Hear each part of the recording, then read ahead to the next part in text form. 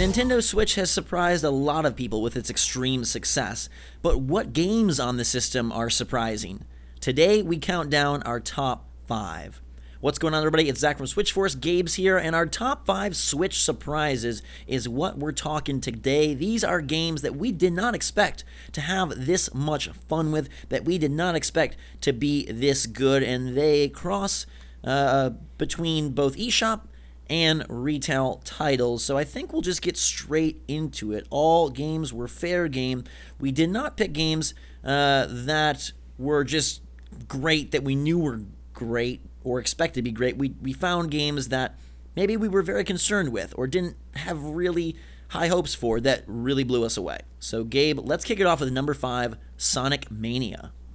Of course, Sonic is a franchise that makes a lot of people nervous, right? Because a lot of people really enjoy it, but everybody else kind of like laughs at it a whole lot. And I don't really necessarily fall in between any of those, but to get a Sonic game that is this beloved, and by the major consensus, everybody loves Sonic Mania. Yes, I've seen comments on our channel saying that, hey, Sonic Mania wasn't for me, and I understand that, but that is definitely the minority. The majority of people just are fully on board. It did really well on Nintendo Switch. I'm sure it sold well on other platforms as well, but it was weird to see a Sonic game not made by Sonic Team that was like this good. The throwback levels and the new levels and all of the new design stuff that went into it from what was essentially just like a modder and, you know, his team, and there was a lot there. Of course, Sega helped, but the fact that it was this great was a big surprise to a lot of people. The other Sonic game this year didn't turn out as good, and I don't know if that was a surprise, but Sonic Mania for sure makes my list.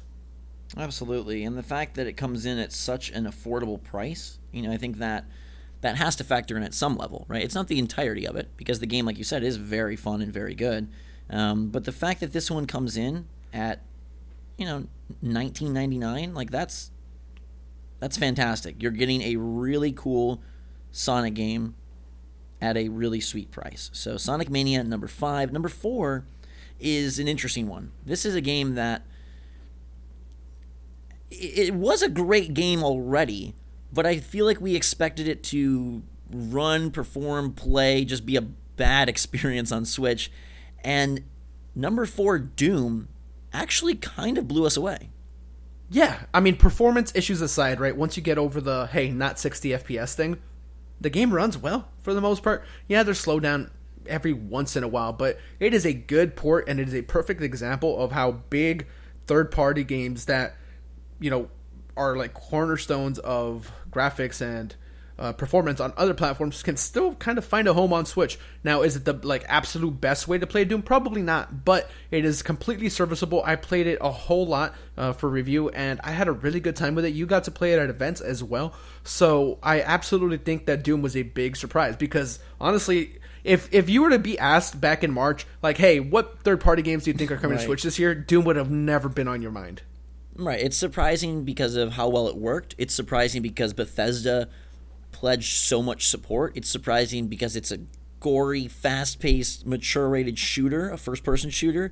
It's surprising because it's fun on Switch, and I feel was a great example and eye-opener that pretty much any game, if ported properly, any genre can work on Switch and is extra fun to take with you anywhere. And that was sort of the coolest thing for me, was seeing Doom, this game that I really enjoyed back on PlayStation 4 when it first released, and seeing it on the handheld, right? When I played it handheld, and just that experience, kind of mind-blowing in a way, right? The first time we get a handheld that can do this level of stuff, this quality of stuff. And, you know, it is a great game as well. So Doom definitely earns a spot on this list. Number 3, the newest game of the list, and one that we kind of jokingly touted for a while, but I don't think we expected it to be as polished as it is. It's presented incredibly well, and that's number 3, Floor Kids. The reason this is on here is because we did joke like constantly about like, hey, you know, our most anticipated indie game, and yeah, it was all jokes. Because just the concept and the look of it is so funky, right? The name alone, Floor Kids, it's a little odd.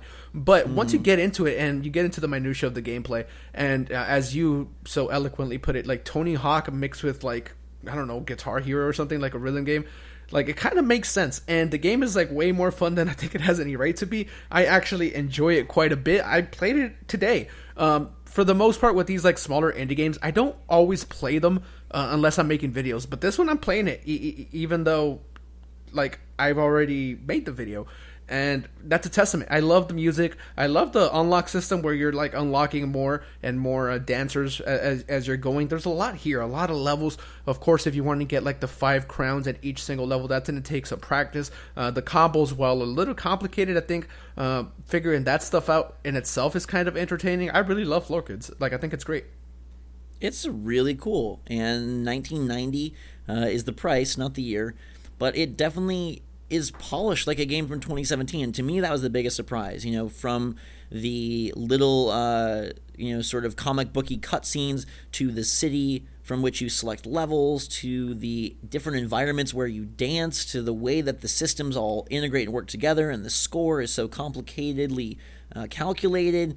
It really is a nice package, and it is fun. That mixture of rhythm with freedom is really cool, and something that Tony Hawk does is give you freedom to do tricks, and something that rhythms games typically do is give you very set, linear path to follow of what you need to hit. And this kind of merges both, and that's where I feel it finds its fun is in that mixture. And so Floor Kids, it may not be for everyone, right? It is rhythm based. It is a lot of repetition and score chasing and perfecting of different combos and different moves.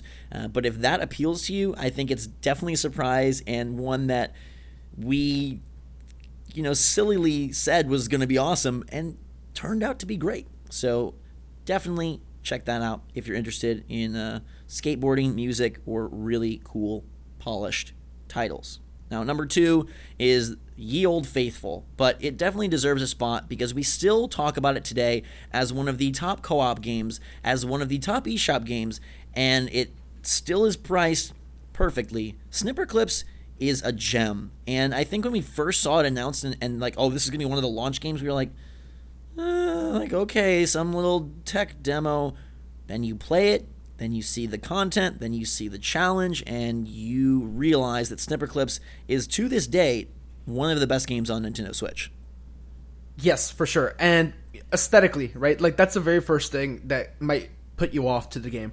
It's this very like bright and like cute looking little game, and the aesthetics are hard to get across just at first glance. But once you play it, like you said, once you get like the intricacies of the puzzles and the magic that happens when you're playing with a friend next to you and your friend keeps messing up and you're budging your friend saying no, do this.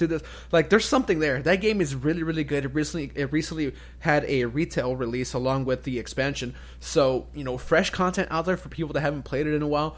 Snipper Clips was absolutely a surprise for me when we went. I forgot, it might have been PAX South or something, the first time that the Switch was like showcased like to the public.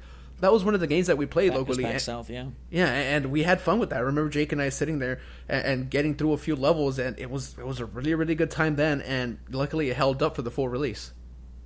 Yeah, I think it's a game that is able to win you over almost immediately. It manages to be charming without being tacky. It manages to be fun and enjoyable without being in your face.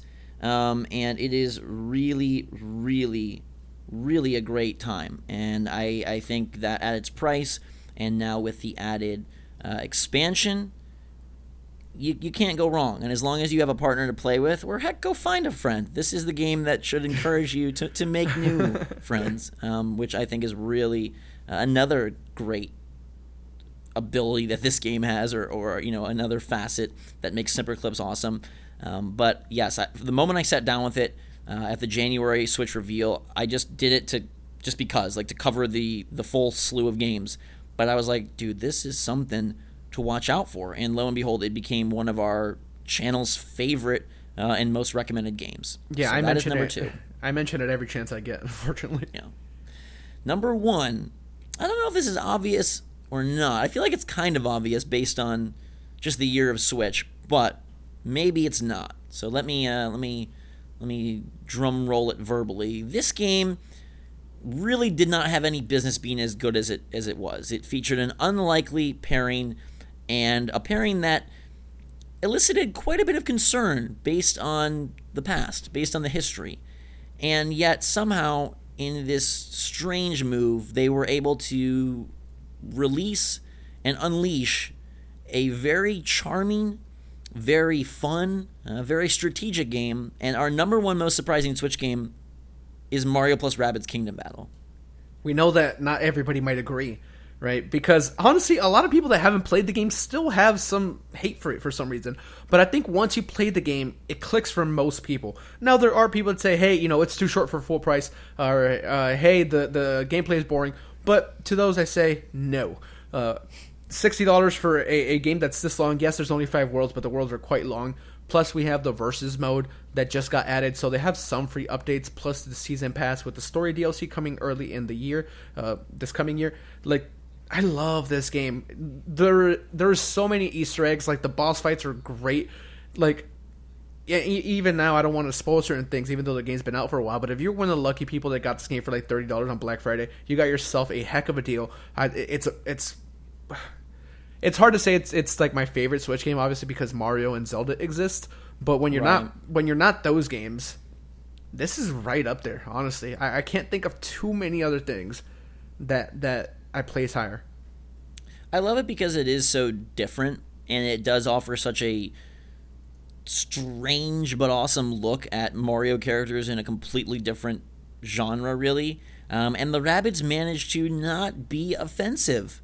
That was incredible, and I think it's really awesome that Ubisoft took Mario and delivered such a fine product. I think it one, opens the door for more crossovers like that, and two, encourages other developers and other publishers to take chances on games that, Ubisoft had a huge advantage using Mario itself, but that you can make a Nintendo-type game without being Nintendo, and that was really cool to see. I found it easy at first, but it does ramp up, and the boss battles are legendary. The cameos are crazy, and we don't want to spoil anything, but if you haven't played Mario plus Rabbids, I think you got to check it out.